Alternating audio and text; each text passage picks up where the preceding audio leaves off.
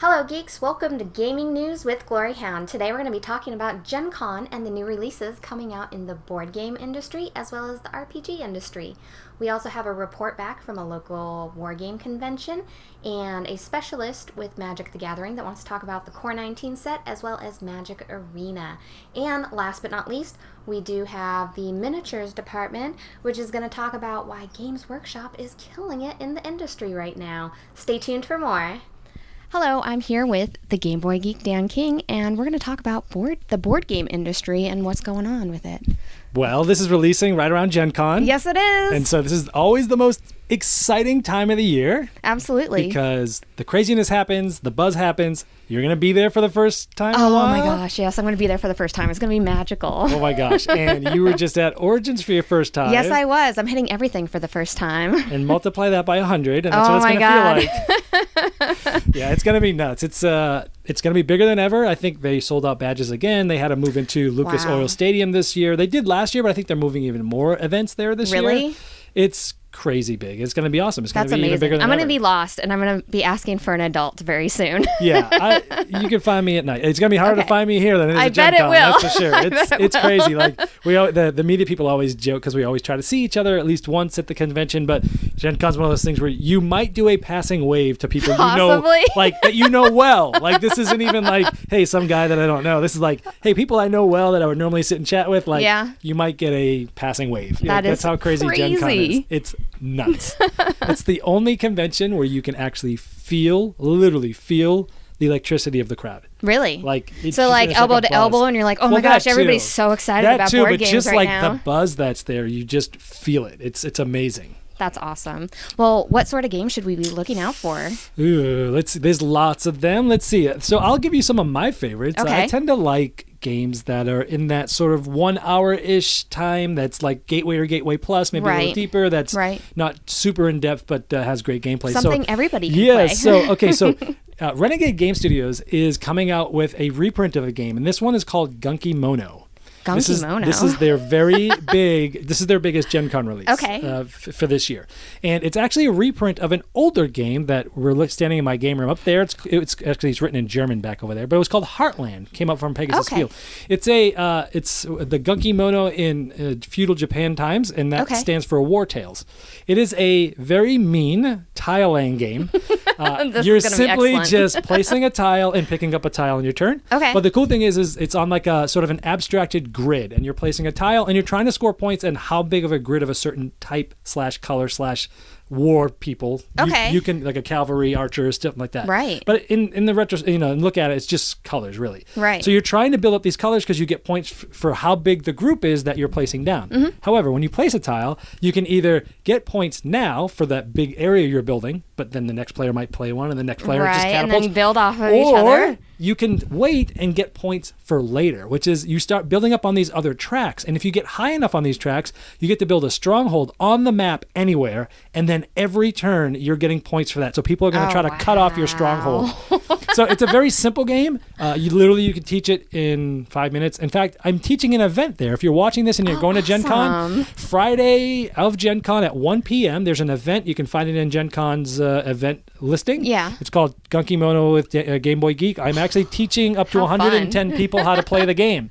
That's going to be amazing. And I'm really excited about this one because I'm actually the one that brought the original game to Renegade and said, you guys should reprint this. And it took 2 years, but it's coming. Did it really? Yes, it's that good. It's in my top 20 of all time. So do you have an eye for games then? You're like, you know which ones the good ones are? I don't know. You're like, I've played all the games, so I know all the good ones. I'm surprised you haven't played that one with us. I'm going to have to I have not. We're going to have to. Yeah, no, it's really good. I'll mention a couple other ones that I'm really excited about. Absolutely. I've got lists all over the place. Oh, so one of the games that actually got me into the gaming hobby back in the day was Forbidden Island. And it's a cooperative game by Matt Leacock. It's from Game Right. It's one of those gateway style cooperative games. And it's amazing. It really got me back into this hobby. It's exciting. That one I introduced to people, and people like get so excited and nervous about flipping cards. I'm like, oh, you guys don't know yet.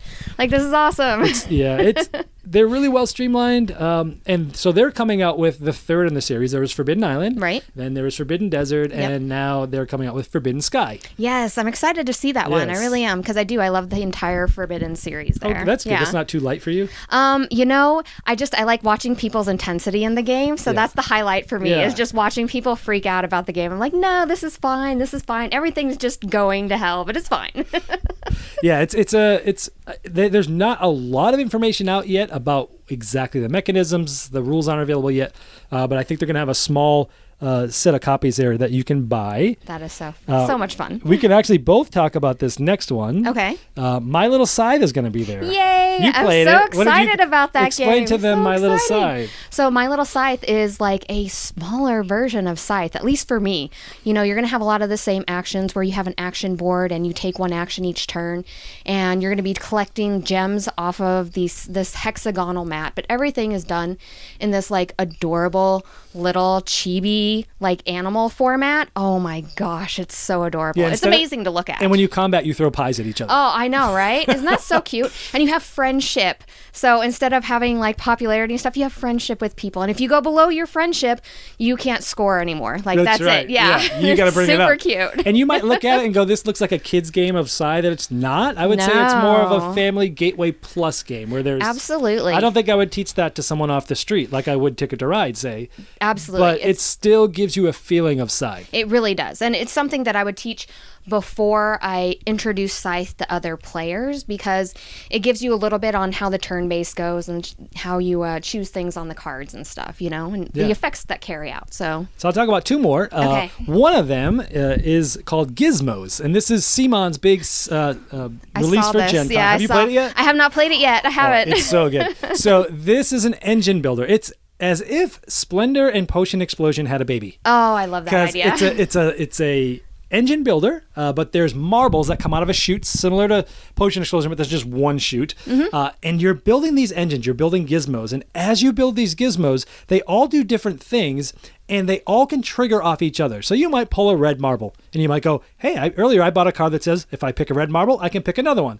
So you pick another one, and you might have a card that says, well, now that you've picked a black marble, you can pick a random one from the thing. Oh, and now I'm going to build this card. Well, when you build a black card, you get to do this, and then this. And they start to pinball off each other, and you can have a turn where you literally like just do everything, and it's awesome. You like wreck the board. You're like, it's going to take a little bit. Hold on. We got some processes to go through.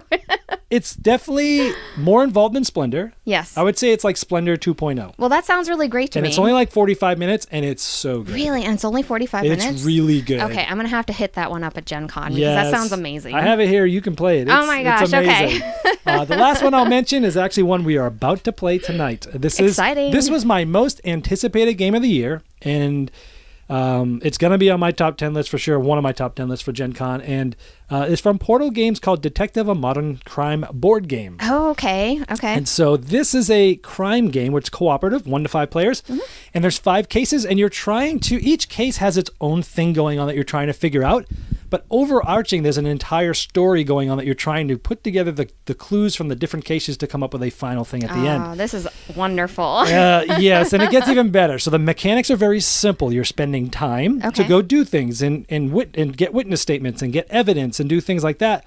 And each of the cards has a certain amount of time.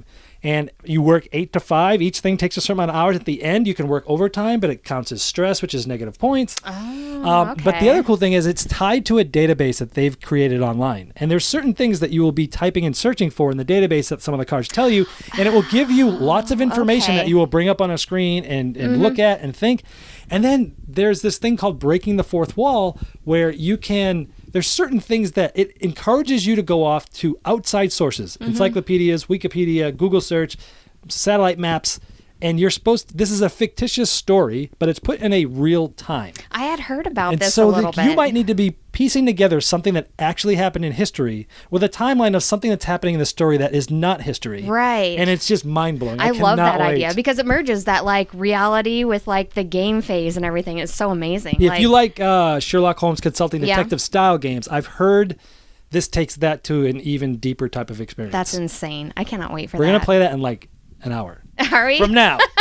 So by the time you guys have seen this, we have already played it. And my review is up, so go watch it. Absolutely. Well, thank you so much for joining me here today. We're going to go ahead and head on over, though, to Meeple Lady and talk about some war games. Thank you. So what's new with you, Meeple Lady? I heard that you just got back from Consim World, which is a war game convention, and we're interested to hear what happened. Oh, yeah, great. Consim World was 8 days of wargaming out here in Tempe, Arizona. 8 days. I hadn't even heard of this. Whenever I saw your pictures online, I was like, oh my God, like, why am I not at this thing? Yeah, a lot of people on Twitter had that same reaction, that they'd never heard of it, but it's been going on for 18 years. Always at the same Tempe Mission Palms. It's this cute little hotel resort in downtown Tempe that's really close to all the restaurants and the pool places, which is really convenient. So that's very convenient. Yeah, so you can just walk outside and get food and take a break and come back in.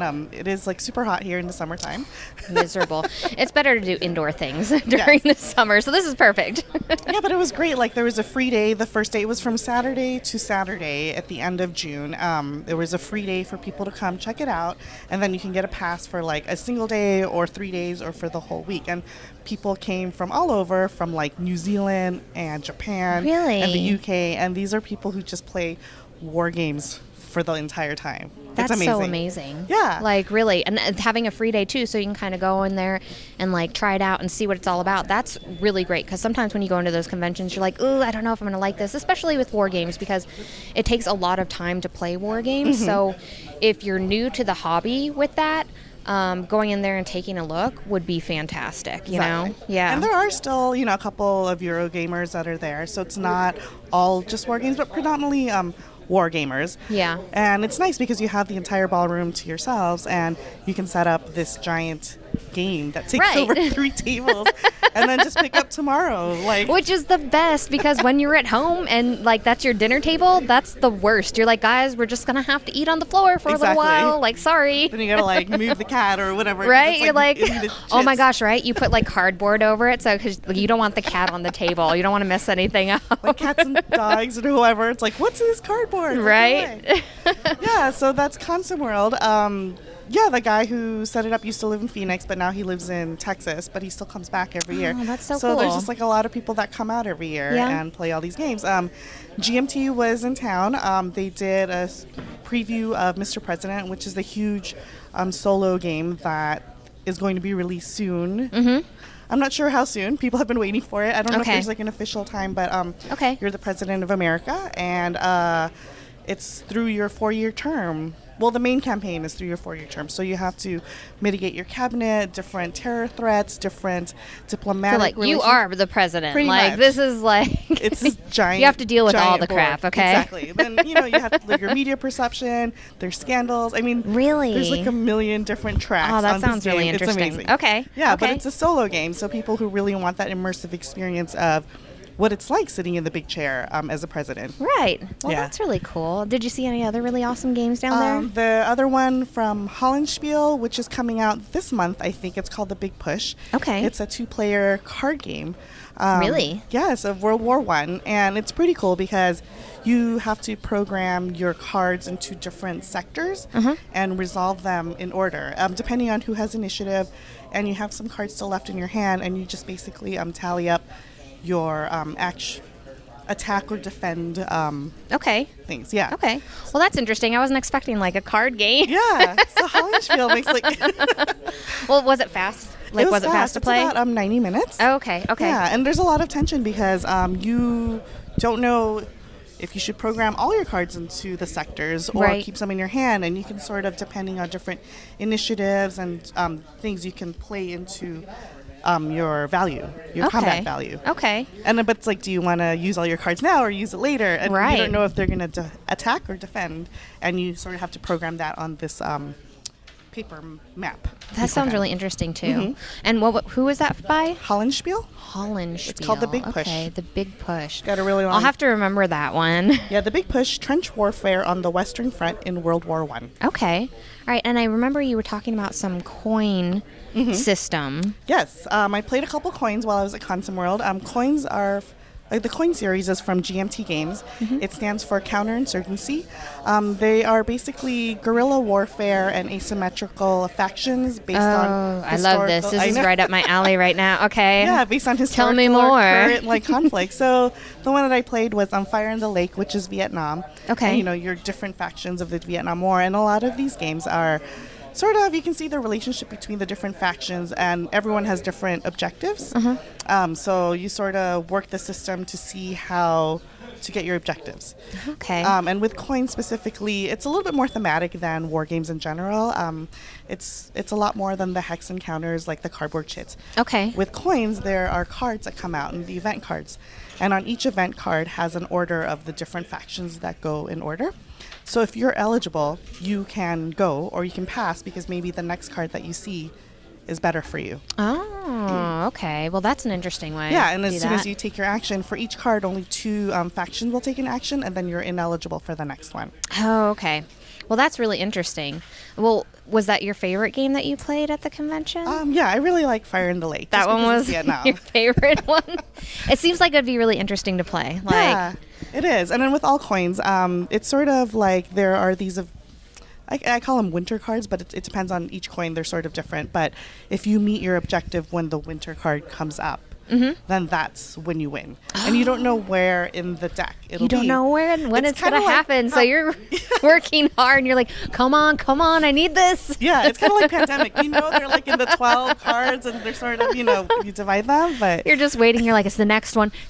I need this. Come on. That's exactly. Awesome. So yeah, that one's a little bit more thematic. And there's a lot of history and all the different cards based on the different, conflicts that happen or different people. And with Fire in the Lake, the North Vietnamese, just has to come down all the way to Saigon. That's their objective. Right. And then there's America, and then there's Viet Cong, and then the Vietnamese army. So it's really cool if you love the history. Right. And I think that's one of the things with war games for me is, I always love going and playing a game, and it always seems like somebody at the table knows some minor thing of history that I didn't know before, and they start talking about it. I'm like, what? This is amazing. I'm playing the game right now and I'm learning things, and it's fantastic. And I love that. Mind blown, yeah. It's so interesting. It's so interesting hearing about that stuff, because there's a lot of people that are super into history that play these games just because of that portion. People play war games because of lots of different things. It could be the strategic thing, a little bit of the historical thematic portion and stuff. But I mean, that's always the cherry on the cake for me with that, Well, thank you so much for hanging out with us today and talking about war games. Absolutely. And I think we're going over to Tim. Awesome. Tim, I'm so glad you were able to come down here and make it today. I'm excited for you to be back on our show. Well, thank you for having me back. It's been a while. Absolutely. I thought you just didn't like me anymore. Well, you know what? I mean, we had a break, so it wasn't a bad break, though. We don't need Tim anymore. It was just a break. Well, I invited you here today to talk about miniatures and what's going on in the miniature market here. Well, miniatures are exploding, specifically with one company. Okay. Games Workshop seems to be killing it right now. I know. I'm so excited. They have been on a tear, I think, knocking it out of the park consistently with the last 3 or 4 releases. A lot of folks are jumping back into the Games Workshop hobby, which is great. Yeah. It's leading to some of the other companies not being very... not putting out releases as quickly. Right, because they want to time that in between or after something, because you don't want to compete with Games Workshop. And Games Workshop, literally their release schedule for the last 3 months has been almost everything every week that they've been putting something out. Wow. It has been nuts. I mean, I'm sitting here right that now is looking at the Kill Team starter set right there. right Yeah, the Kill Team starter set, yeah. Pre-order this week, goes on sale next week. The buzz in the community is people are waiting for this to come out. They've wanted this to come out for quite a while. I think it's going to do really well for them. Age of Sigmar, version 2 or 2.0, whatever they were calling it. Local shops, I can tell you from Imperial Outpost Games is where I generally game at. Darren pretty much blew through. He had about 100 pre-orders. Did he really? Had but 2 that did not get picked up. That weren't claimed. Wow. Yeah. So 98 games right there, boom, on pre-orders. He was out of stock on day one. I'm sure he was happy about that. Oh, yeah. Darren always loves that. That's right. So it was good news. He's blowing through it. I got back into the Games Workshop hobbying more. I actually purchased Age of Sigmar. Mm-hmm. Did you really? You're like, I purchased all the games, so. Yeah, I do have. It started with Blood Bowl. That's right. Necromunda. Yeah. Then back to Age of Sigmar. Kill Team, I'm on the fence. Are you? Well, and they had. The only reason it's going to get me is the Gene Stealers that are in there. The models that are in there. That's. Well, and then they have like their smaller thing. What is it? Shadespire. Shadespire is taking off. Yeah, and I know they released a bunch of like the Dark Elf teams and stuff like that. So they keep releasing other stuff of stuff they already have basically. So yeah, the Forge World's putting out, and one of the things that I'm really excited about is the Lord of the Rings Battle of Pelennor Fields is coming out box set. So they've redone the rules. The rules cover Lord of the Rings, the original trilogy, as well as The Hobbit. They even got The Hobbit there. And the nice thing about it is it's almost a return to what GW games used to be. Yeah. 84 models really? In this box set that's coming. Holy crap. I mean, I think it's going to be the same size as that Kill Team box, a big, thick box. Because I'm an old guy. And I remember. Yeah. What? Well, now we can't lie, though. You're on camera I now. know, that's the thing. Big, fat, old guy on camera, and everybody sees who I am. Now you can't lie. But I remember the day like when Warhammer Quest came out. Mm-hmm. You would pick up that game, and it was about 5 pounds because it was all cardboard, miniatures. I mean, it was 100-plus miniatures in that game. We're starting to see that now with new GW stuff again. The company has literally turned itself around within about a 2-year period. That's lovely because I enjoy a lot of their stuff that comes out. I really do, and I know a lot of other people do too. And I find that they're doing successful things and things that I want to play because like I can't get all the miniatures. I love so many different hobbies. Like I can't get into just everything because I would. If I had all the money in the world, I would definitely get into all of the things. Well, I have to pick. My buddy's doing he missed out on the Necromunda when it came out. We used to play it back in first edition. When it was released in second edition, Rob, I'm talking about you. He didn't buy any of it. So he kind of skipped out on it. Well, when it came back out now, and they just released it within a year ago, he has made himself a commitment. He's buying everything for it as it comes out. That's about $300 every release that he's spending. That is insane. So it is. Games Workshop is literally flooding the market right now. They're nailing it, though. Because companies, Corvus Bellis, who does Infinity, they have slowed down on their production of stuff. Okay. Mantic, not doing a whole lot of. Trying to think who else. I mean, Dropfleet Commander that's kind of quieted down. Well, why Flames of War and Battlefront have. Why do you think they are so successful right now, putting out so many different things? Well, I think, as in Games Workshop. Yeah.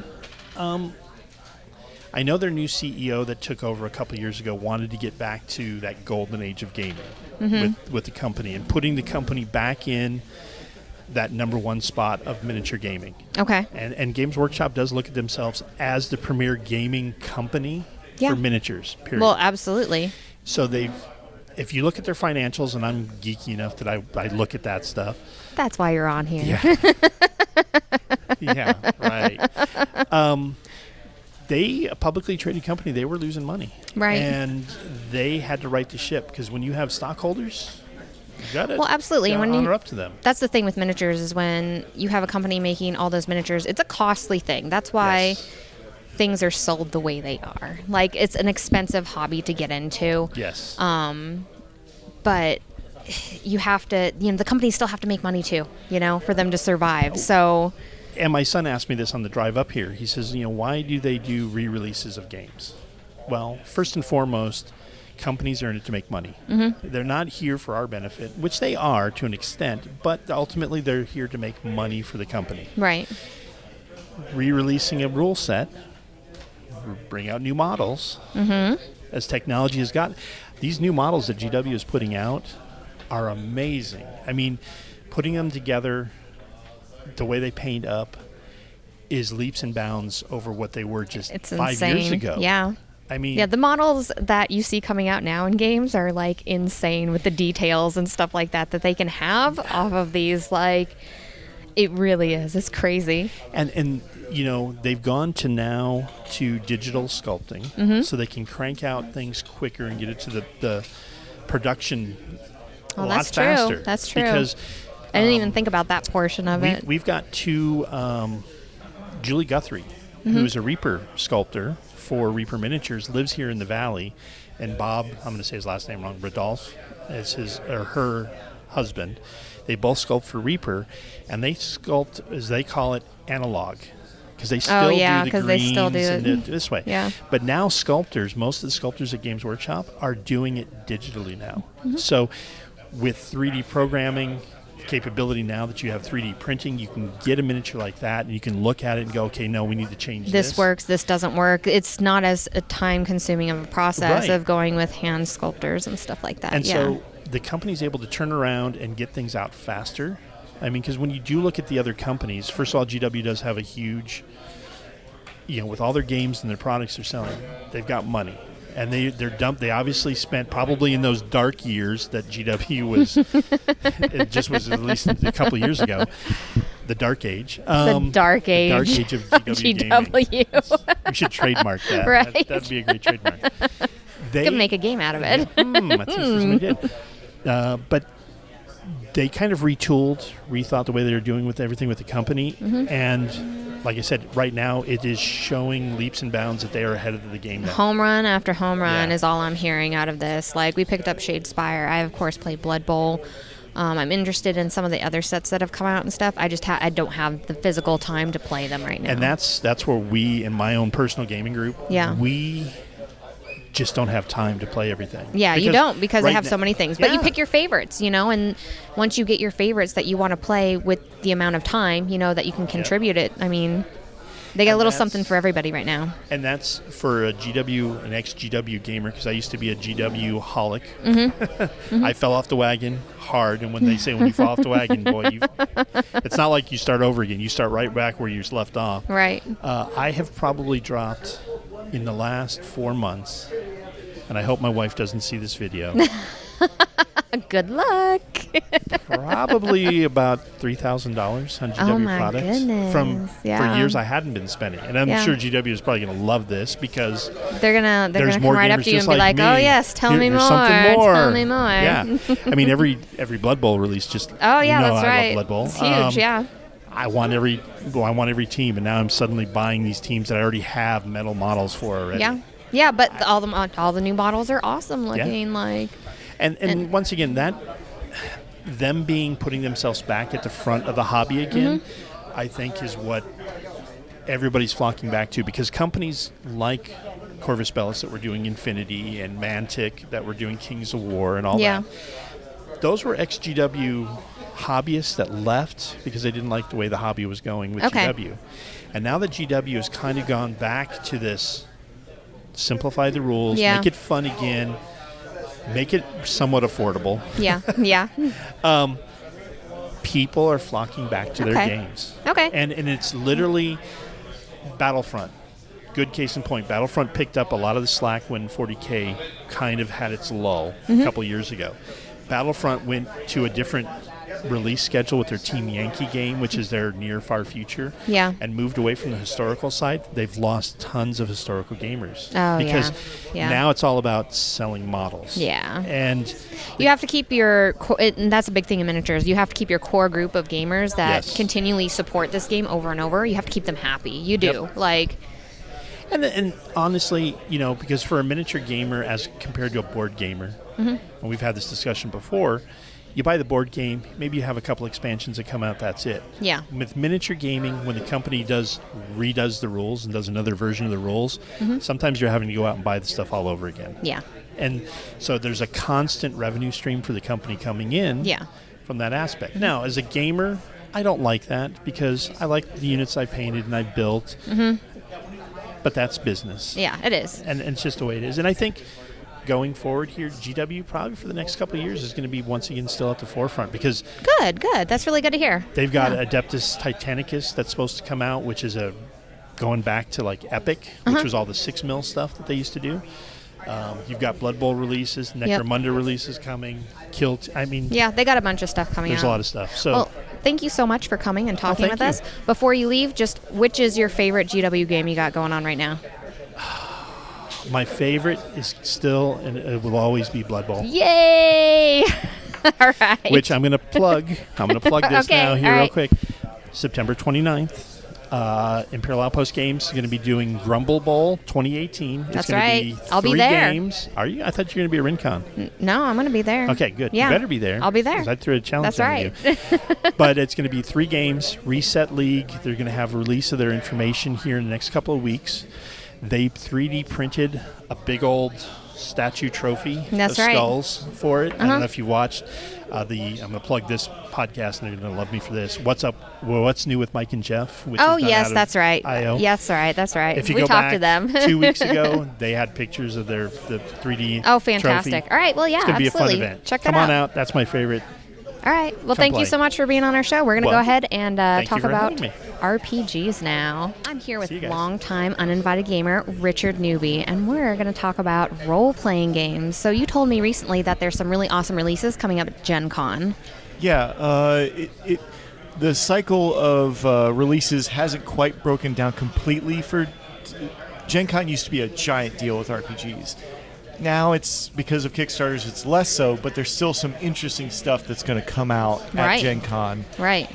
So I think the one that has me the most interested, and it was a Kickstarter, but they're going to have it at Gen Con. Right. Was Dead Friend. Dead Friend. And this is one that you can pick up at the Kickstarter from Gen Con? Yeah, I believe they can do that, yeah. Okay. So it's a 2-player RPG, which is... Oh, that's really interesting. Very, very rare. A 2-player RPG where one person plays the Necromancer and one person plays the ghost of their dead friend. That's so cool.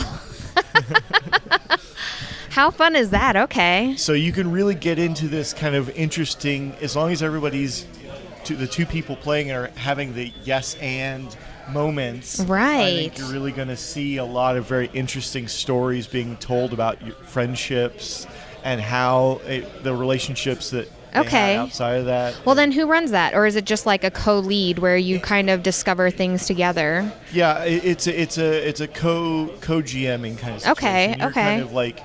It's a super narrative game, right. So there's no real GM, but you're depending on the other person to kind of go with what you're talking about. Right, yeah. So this is like a hardcore core role-playing game. I probably wouldn't recommend it to maybe people who are new to role-playing because it is a pretty like self-led campaign, but it sounds amazing. Like it's a very unique idea. Yeah, and you're right. I wouldn't say someone that's like never played a role-playing game shouldn't play something like this. Or maybe have like one veteran and then like one newcomer. Yeah, I think having somebody that like has played something like this there, and maybe somebody that's played a couple of games of something else. Right. It's I mean, yes, it is not really for a new person never played a game. They're not really. I mean, it may be. I had an experience at Crit Hit recently where somebody that only played a couple of traditional games sat down with us to play 10 Candles, which is... Oh, yes. This was the most intense game That was a very interesting game. I have ever played. I had to go home and hug my girlfriend. Did you? Like, because it was so intense. Like, she's like, what's wrong? I was like, I just the story requires me to hug you right now because something really awful happened, and it was which is another really interesting concept because when the candles go out, you die, right? In that game, everyone's dead when the candles all go out. Yeah, so which is so freaking cool. Like people are thinking up such unique and creative ways to lead these campaigns anymore. I'm just. Every time I go into the RPG market and stuff, I'm just blown away by all of the new things that are coming out like that, you know? Yeah, well, because we've kind of gotten to this golden age of all gaming. We really have. And RPGs, I think, have really hit their stride and kind of grown up, because all the people that in the 80s and 90s all were kids. You used to play them as kids, are thinking of new things. Are trying to think of that, like I'm like a almost 28-year veteran of RPGs. Right. And I was thinking about that. I was like, holy crap. Like, if I had spent that much time at a job, like, I think I would be an executive. You're an expert. I would actually have money to buy these things. Well, you become an expert in that field, so. Right. Well, what other cool things are coming out of Gen Con that we can check out? So you've heard of The Witcher, right? Yes, video I have. game. I love The Witcher. It's such a good game. So they're coming out, and I really want to play the CRPG, but I never had time, and I never had time to really get into it. Yeah. But they're releasing a tabletop version of The Witcher. Oh, that's going to be so much fun, because that's such an interesting world to role play in. Absolutely. You know? And it's not only that, it's one of my favorite tiny companies called R. Telsorian. They did Cyberpunk 2020. They're using the same system, which is a really easy system to deal with, like, varying situations, and especially when you've got all the demons and stuff running around in Witcher. I think their system will handle that really well, and it's being written by the original writers of the system. So I think it's going to be really fantastic. And they're working, the guys at R. Telsorian, the three of them, are working to make the video game Cyberpunk. That's the same company that owns The Witcher. So it's all this kind so it's all tied together. It's all tied together. So it's going to be this fantastic, like, mashup. And I was looking at the art. The art is gorgeous. My bags are going to be full at Gen Con. Yeah, no, that's all I'm saying. Yeah, definitely stop by the R. Telsorian booth and say hi to those guys. Okay. And it will probably be, well, maybe it'll be 2 tables, because last year it was a table about the size of what we're broadcasting from. So, like, a tiny little company that just plugging away, making little here and there. That's and right. It's really going to be great. Okay. And on the opposite end of that, the giant, they say, they try to say they're indie, but this is a giant company. White Wolf is back. White Wolf is not indie. Well, they try to pretend like they are. Maybe back in the day they were, because they weren't like the regular genre of, like, Dungeons and Dragons style, medieval combat system. They were more political intrigue, but it's more normal today. They're a big name in there, but. Right. I love White Wolf stuff so much. And they're bringing back the title, Vampire the Masquerade 5th edition. So excited. It's going to be there at Gen Con. I've only heard good things about 5th edition for this. Yeah. Well, aside from the people not liking the art in the book, because they completely changed their art. But as far as, like, the rest of the play and everything, all I've heard is good things. Yeah, because I got to play a beta test of this last year, and I was like... some of the new mechanics really brought back the struggle with humanity that I think is the core. I mean, everybody's like, "Oh, it's the power." Yeah, that was the big thing. The power struggles and the and the real trying to figure out what to do. Imaginations. It's the struggle of, are you the beast or are you the man? Are you human or are you a monster still? Right. And I think highlighting that was really smart, because that adds so much to Vampire the Masquerade that just kind of gets thrown to the side most games, and highlighting that is amazing. Yeah, and I think they've brought in some real hardcore talent, like Ken Hite, who has done Dracula Dossier and a lot of Cthulhu games, and like the horror gaming that kind of White Wolf kind of slipped away from horror gaming. It became more of a prestige, like you're trying, it wasn't really horror so much as like trench coats and katanas and superheroes. Yeah. So the gamer's gonna maybe get what they really want from that. The would be really game. Lovely. So I'd really like that. I think it's gonna be fantastic. I'm not entirely sold with the art, and there's even more controversy out there if we really wanted to go there. Yeah, if you want to delve into it, just go ahead and pull up your little bar and start typing in. Yeah, there's just type in Vampire the Masquerade 5th edition art, and you'll hit everything. Yeah. But as far as the actual content and the core rules of the game and everything, it's awesome, and it highlights that humanity, which is amazing, and adds a whole new facet to the game that, just gets pushed to the wayside, basically, in the other games. So, what else we got? Well, on some mentions here, So 13th Age, which has been out for a long time. It was one of the D&D D20 kind of games that came out during the 4th edition era, where everybody wanted to try to find a new D&D. And it has some really great mechanics. They're doing Golrantha, which is a very classic kind of fantasy world that strings back like 35, 40 years. Right. And there it's that different kind of not horror, it's just about a fantasy game. Different kind of fantasy game where there's some really interesting like gods and things, but it was Chaosium's, the guys that did Call of Cthulhu, that was their fantasy game, was Golrantha. Right. So they've taken 13th Age and married it with Golrantha. I think that's going to be really interesting. There are some people that are like, oh, you've just taken two things I love and put them together. So I'm highly interested to see what that's going to do, and I think it's like the where you would have known this from is like RuneQuest and HeroScape. Yeah. Those two classic games were Golranthan games. Yeah. Essentially. Okay, cool.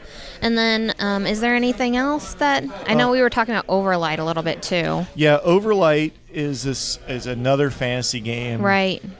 I mean, we need another fantasy game, but this one is super colorful. Like the art is amazingly colorful, and the colors. There's another thing you need to type in your thing. Yeah, you really do need to see the art for this. This is amazing. It looks amazing. And the colors kind of represent civilizations. Like it's this rainbow effect.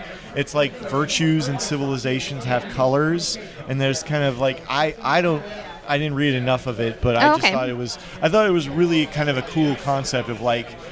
It's kind of like Vampire, where you might have your Toreador pin on, right? Yeah. Or you might have your red symbol pin. Like it's kind of like factionalized like that. That's what I like in my RPGs. I like those factions and the political intrigue of the game. And I've always been drawn to those types of games more. So I was really excited to hear about Overlight and stuff. And those are all going to be at Gen Con, right? Yeah, they'll all be at Gen Con. Fantastic. And that's a Renegade Games as well as Kids on... Oh, that's right. Renegade picked it up. That's why I was like, I remember something. And Kids on Bikes. So Kids on Bikes. Another that Stranger one was Things. a really good one, so, yeah. Well, that one, just look that one up. But Renegade's game is starting to expand into RPGs, which is a really interesting move for a board game because Renegade company. Games is like knocking that out of the park as well. Like, super great. Cool. Well, thank you so much for being on the show and highlighting awesome RPGs. We appreciate you being here. No problem. And we hope to see you again soon sometime, okay? Hello, I'm here with EyeProfet today, and I heard that you had something to tell us about Magic the Gathering, which I love Magic the Gathering. I just don't get to play enough of it. So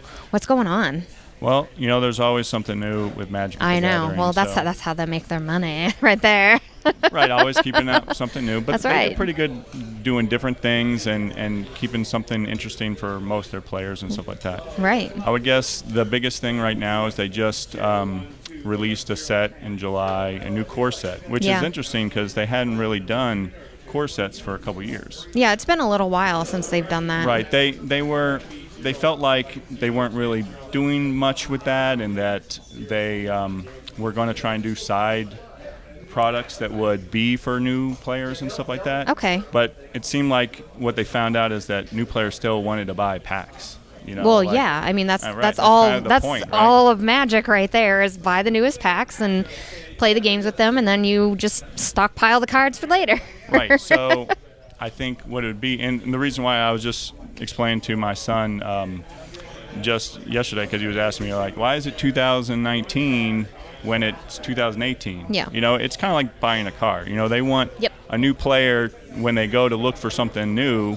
Be like, oh, this has got to be current, and not like it'd be 2019 and be like, oh, well, this must be old. Right. So they try and give it at least a good year's worth of time so that new players, it says core. That makes you think, oh, this has got to be basic. This is something I could use. And then, this is this year. So it should help new players find relevant stuff. Right. And so then are they moving back to the thing where they release a core set and then that lasts for like 2 years and then they drop in their different sets on top of that? What they ended up, they were going to have a set that came out this time, and they kind of bumped it and changed it. Like the last set early in the year was Dominaria, and they were going to have a second set with that, but they revamped it into a core set. That's why you have some of those themes carry over. Okay. Like one of the things is for this is also the 25th anniversary of Magic. So they like one of the things they did in the core set that's kind of neat is they re-released the Elder Dragons. So that's like a whole format came off of them back from the Legends, you know, like EDH, Elder Dragon Highland, or Commander, as most people call it. So they have, you know, new dragons along with that and stuff like that.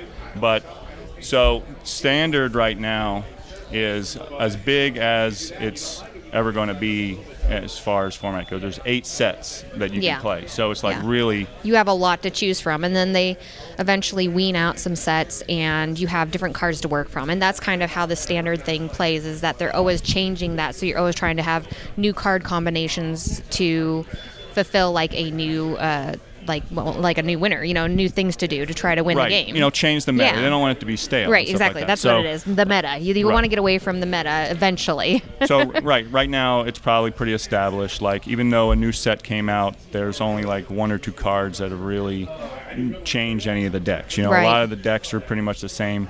Now there will be a rotation soon. So like there's only like it's going to be in October. So there's only like 2 months where it's going to be this bloated. Yeah. So in October, they're going back to Ravnica, so it'll be... Are they really? Yeah. That's awesome. I like the Ravnica sets. And a lot of people do. And it's going to be bringing 2 it back. sets. Okay, so perfect. It'll be Guilds of Ravnica in October. Yeah. And then it'll be, what is it?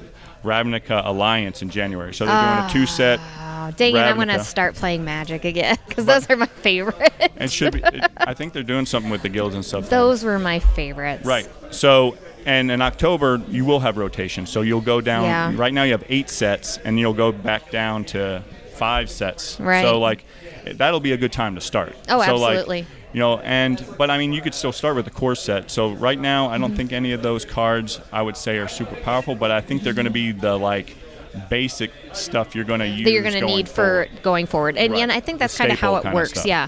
That's kind of how it works. That when they release the core sets, they're not as competitive, but those core sets are built for, you know, this one's built for 2019. So once the stuff starts releasing in 2019 and other things start getting phased out in that, the core set will become more and more important to those cards because they were built around that set for 2019. So. And they did something too for more established players. They actually are seeded with a lot of like modern cards too. That, are they really? They wouldn't really be relevant for a Standard player. Yeah. But like, I mean, there's a significant list like Alpine Moon, Infernal Reckoning, Amulet of Safekeeping, like a reprint of Crucible of Worlds. You know, cards that either people want, or a lot of them are. What they're doing is more like, instead of just powerful cards, like sideboard cards, you know, to help keep the meta healthy. So, like a lot of people were worried, like when they unbanded Bloodbraid Elf and Jace, the Mind Sculptor, that like that's all people would be playing. Right. But modern, for people that, you know, been playing that, it's still been pretty healthy and, you know, and diverse and stuff like that. So they're trying to keep that going. So the core set's probably a little bit for everyone. Even, and like I said, like you have the new dragons, so like even Commander players, or there's a new format. I think even a lot of people, maybe even established players, don't know about is the Brawl format. Okay.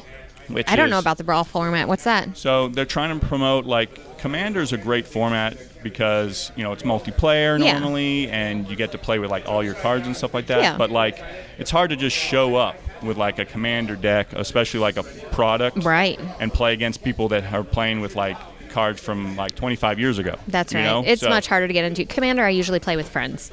Right. Exactly. At my own table at home. I don't do Commander tournaments because of stuff like that. Right. So what they've done is they've made a new format in the last year called Brawl, which is, it's like Commander. Okay. But it's based like Standard. So like it only uses the standard legal sets. I love that idea. And what's That's fantastic. cool too is they stretch it a little. Instead of just like a legendary creature, you can also use planeswalkers. That's fantastic. So you make a 60-card deck, singled, and since it's one, like, that's easy for new players. Like you go and do some like a pre-release or some limited stuff, and then you have all these cards, and you only need one of each card to make that commander-like the commander deck. Yeah, so that's it's like awesome. A Brawl deck, and they just did a tweak to the rules with this release, the last core set, is because like you've got 2 different ways to play. You've got multiplayer, which is more traditional, like Commander. Absolutely. And that helps self-regulate. And I think it just means it does, and the only thing that you can say is, oh, okay, well, maybe some players will make alliances and stuff like that when they're playing, but that's kind of like the intrigue of it all when you're playing Commander and stuff. You're commander of an army. Right. And there's politics that happens. Involved, yeah, right? exactly. That's that the happens. multiplayer part. Right. But like power level wise, a lot of that stuff kind of evens itself out. Yeah. But on 101, they're kind of tweaking it so it's like a 60 card instead of a 100 card like Commander, and it's 30 life instead of 40 life. But what they found is when they first did it, and they run this format even on Magic Online, is that like blue players were taking advantage of that 30 life bonus. Of course they would. So like mono blue, those blue players would. So like Brawl, like mono blue, they would just sit back and be like, oh yeah, I can totally survive, and then just lock everything down. So what they did is they're like, okay, well maybe 1-on-1, 30 life's too much of a buffer, so they dropped it down to 20. Okay. But then like the red players took advantage of it. So like the red players were running over everyone. So now it just went changed this month as they went to 25. So they're hoping that's they're hoping that evens everything out for everybody. A midway point kind of thing. That's a great idea. And they added to like a free mulligan, like because in multiplayer, like if you were playing Brawl multiplayer, you would get the free mulligan anyway because it's multiplayer. Right. But on 1-on-1, because it is singleton, it's hard to get that same like consistency because you're only one ofs. Absolutely. So you get a free mulligan in Brawl now for 1-on-1 also. Okay. All right. Well, that's fantastic. So it'll be interesting to see how that goes. But it seems like it's been really popular. It does seem fun. Yeah. I've been meaning to like try and get some of the, my son and some of his friends to play. Going on some of that. Yeah. Okay, cool. Well, I know that you had mentioned Magic Arena too online, and I know you're hardcore playing that. You want to talk about that at all? Oh yeah, I have been playing a lot. And what's great I like about Magic Arena and the difference between that and Magic Online is Magic Online is great for those that play it, but I think it's kind of hard. It'd be kind of like starting Magic again for me. A whole different card pool and stuff like that. Right. So, I was always intimidated about going on Magic Online. But with Brawl, I'm sorry, mixing that up. With Arena. With Arena, it's similar to a free-to-play game, kind of like more like Hearthstone. So, like, you don't have to, like, buy anything. You can kind of, if you want to, you can slowly just unlock stuff. Right. Or you can spend as much as you want, but you don't have to. Right. So, and then it's currently it's supposed to be focused around standard and stuff anyway. So it's supposed to be more graphically pleasing and stuff like that. They kind of want people to be able to stream it and not look quite as boring as people streaming Magic Online or something like that. But what's great is that I'm pretty busy with family, job, stuff like that. So like getting out to play Magic can be tough sometimes. It really can. So like if I'm trying to keep up with the meta, like let's say I go to Friday Night Magic. Yeah. Let's say I hit every Friday Night Magic, but that's the only time I play Magic. So that's like I play Magic like 4 times a month, and that's like 12 games. That's not really a lot of time, really. Right. So like especially if you're like me, that you just don't go get a strong deck list or something like that. You're like, oh, I want to try this. You want to test things, and it's the perfect way to do that online. Right, because just showing up at the store and then find like, oh, this idea does not work as well as I thought. Then it took you half the month to just tweak your deck like this much. Whereas on Arena, I can run through some games and in 10 minutes be making changes and stuff like that and everything. So and the thing I liked about Arena was the fact that it did update everything, because now there's more online competitors with that stuff, like with Hearthstone and stuff. It was more pleasing to look at. It's a little bit easier to play and fire off and stuff like that. Like it was very interesting going online and playing. I've been really good. pleased with it. So I think it's only going to keep going. So I think so too. I think they're trying to expand their player base right now with it. Right, kind of get a slightly different audience kind of thing. But I think you can only get on with keys, right? Right now it's still closed beta. Yeah. And they just had this last weekend. They were trying to overstress their servers. Yes, so I had heard about that. they were trying to get a bunch of people in, and we actually did crash the server. They crashed it, that. So we got some rewards for that. You got rewards for crashing it? Right, they didn't want to stress test it, yeah. right? One of the things I did too is I didn't get them in time to really use it for that weekend, but I still have like 5 beta keys. Nice. And I've given out a couple. 5 beta keys, okay. But I still have a couple that I thought, hey, why don't we give out some too? Absolutely. And then so, someone can see for themselves, how All right. cool this Well, is. we'll announce it on our website and everything like that, Yeah. and they can email you about that. Right. And then you'll get flooded with emails and be like, oh my God, why did I do this?